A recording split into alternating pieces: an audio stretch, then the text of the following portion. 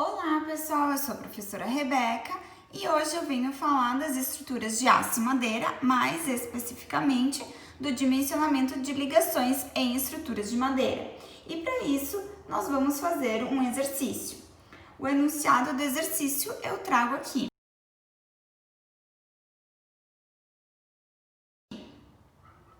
Bom, analisando o enunciado, ele indica calcular a resistência ao corte do parafuso de diâmetro 12,5 milímetros. Então, esse parafuso aqui tem diâmetro 12,5 milímetros, de aço A307, ilustrado na figura de acordo com a NBR 7190 para as seguintes condições: carga de longa duração e classe de umidade 2. Bom, como que a gente analisa uma ligação em estrutura de madeira? Basicamente, a gente tem o item 8.3 da norma que vai trazer todas as diretrizes. E mais especificamente no item 8.3.4, resistência dos pinos, a gente tem as formulações, tá? O que nós precisamos? Precisamos identificar qual é o tipo de ruptura que estaria acontecendo nessa ligação e a partir do tipo de ruptura a gente tem a indicação de qual fórmula é utilizada no cálculo da resistência. Bom, para descobrir o tipo de ruptura que a gente tem, deve-se calcular beta e beta limite.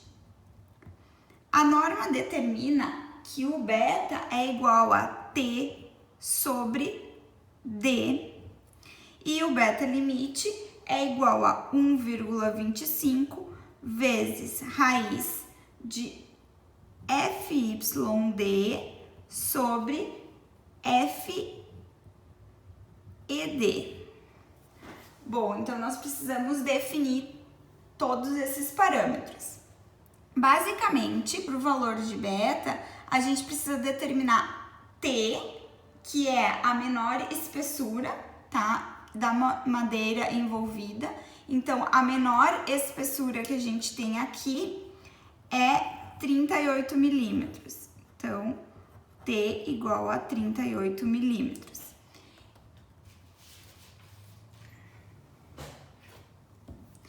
Já o parâmetro D é justamente o diâmetro do pino, que nesse caso é um parafuso, né? E esse diâmetro é 12,5 milímetros.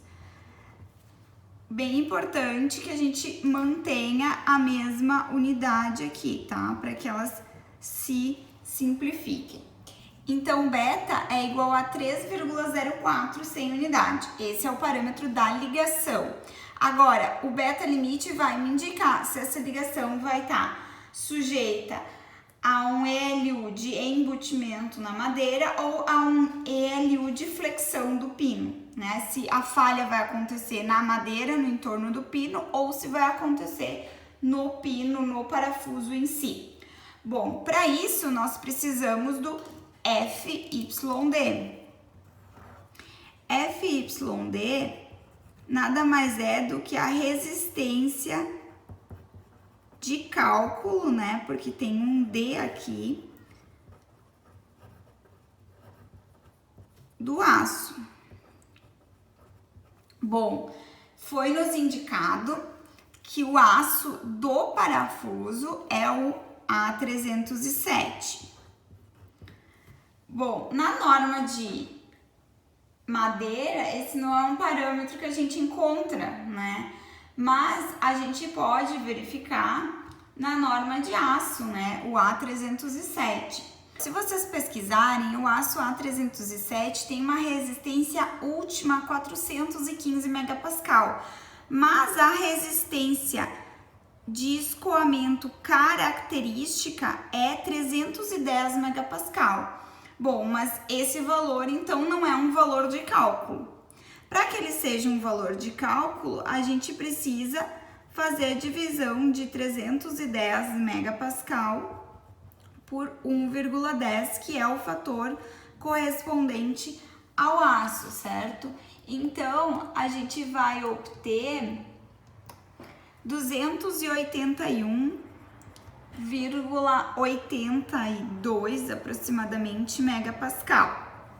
Bom, se eu quiser trocar de unidade, não tem problema, eu só devo fazer o ajuste. Ok, agora a gente precisa também deste parâmetro FED.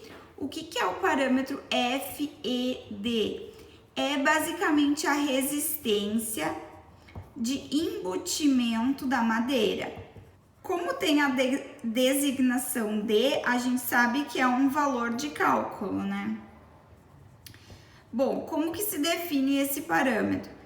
Ele pode ser considerado igual à resistência à compressão paralela às fibras de cálculo também, valor de cálculo. Então, pessoal, vamos definir isso. Como que se calcula, então, essa resistência aqui? Nada mais é do que um Kmod vezes FCK, a resistência característica, dividido por γW. Bom, para definir o Kmod, na verdade, a gente precisa estar definindo 3 coeficientes, né? O Kmod 1, o Kmod 2 e o Kmod 3. Bom, o Kmod 1 a gente precisa definir a partir do tipo de carregamento e do tipo de madeira, do tipo de peça de madeira. Bom, pessoal, nós temos aqui então uma carga de longa duração.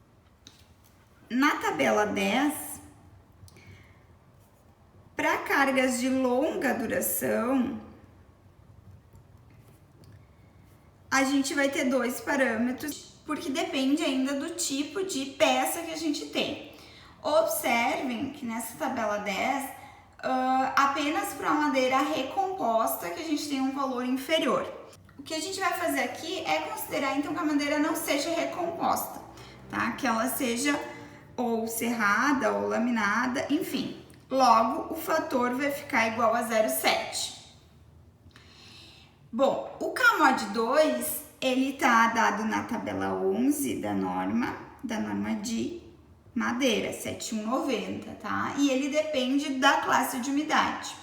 Então, a classe de umidade 2, para uma madeira que não seja recomposta, né, para uma peça de madeira não recomposta, vai ficar igual a 1.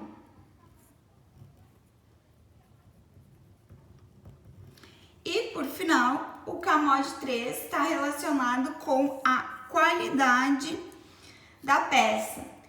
No desenho está indicado que a gente tem um pinho do Paraná de segunda categoria, então eu já vou estar adotando um valor de 0,8. Agora a gente praticamente pode calcular a resistência de embutimento da madeira, tá? O Kmod vai ser 0,7 vezes 1 vezes 0,8, certo? Que ele é o resultado dos 3 coeficientes multiplicados. O FCK, bom, FCK do Pinho do Paraná. Tenho que buscar o anexo E da norma para verificar. No anexo E, a tabela E3, que vai ser das coníferas, certo? E o Pinho do Paraná é a primeira. O que a gente tem? Que a resistência FC0 é 40,9, tá? Em megapascal. É muito importante lembrar, pessoal, que este valor é um valor médio, tá? E a gente não deve considerar o valor médio no cálculo, e sim um valor característico. Para que esse valor médio se torne um valor característico, a gente deve multiplicar a resistência por 0,7. porque se trata de resistência à compressão, tá? Se fosse cisalhamento, a gente usaria o 0,54. Bom, além disto, a gente tem o γW. O γW é igual a 1,4 e isso vem do item 6.4.5. Então, com isso, a gente pode calcular a resistência de embutimento da madeira, que vai corresponder a 11,45 megapascal. Bom, tudo isso foi para definir o beta limite, que é 1,25 vezes FYD, que é 281,82 megapascal, dividido pelo FED, que é 11,45.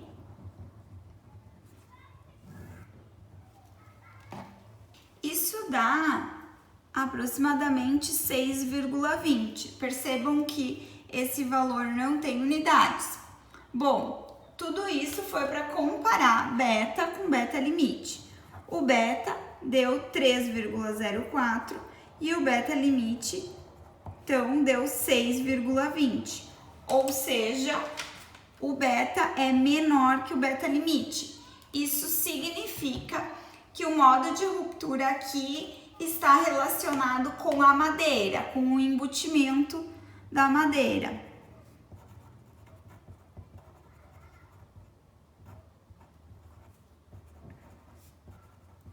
A formulação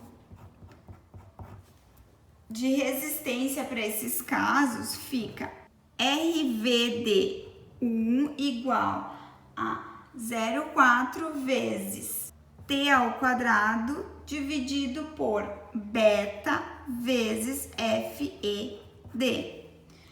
Todos esses parâmetros a gente já tem, só tem que ter uma organização para não confundir nada.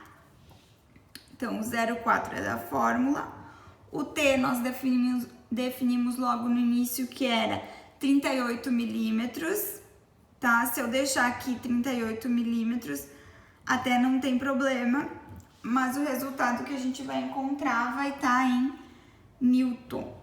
O beta, 3,04, sem unidade, e o FED, então, 11,45 megapascal. Isso vai totalizar um valor de 2.175,5 newton.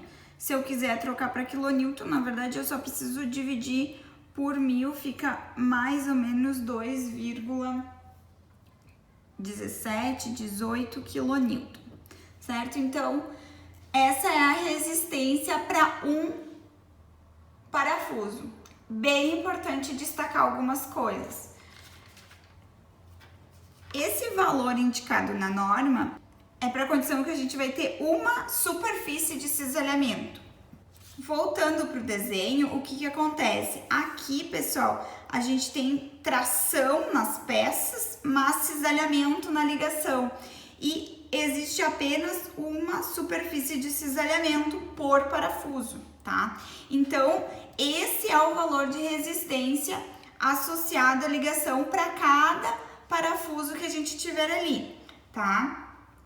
Se eu tivesse mais de uma superfície de cisalhamento duplo, eu teria que multiplicar esse valor por 2.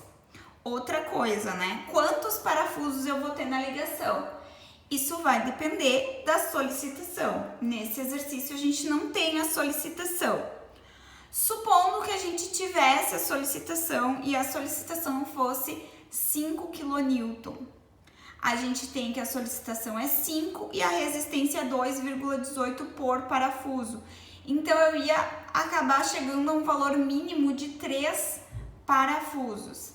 Mas é bem importante atentar que a norma sugere que a gente utilize no mínimo 4 pinos, seja pregos ou parafuso, para fazer uma ligação, tá? Para se ter uma ligação minimamente rígida, que ela não fique tão flexível, certo? Então, pessoal, com isso eu termino esse exercício, eu espero ter contribuído.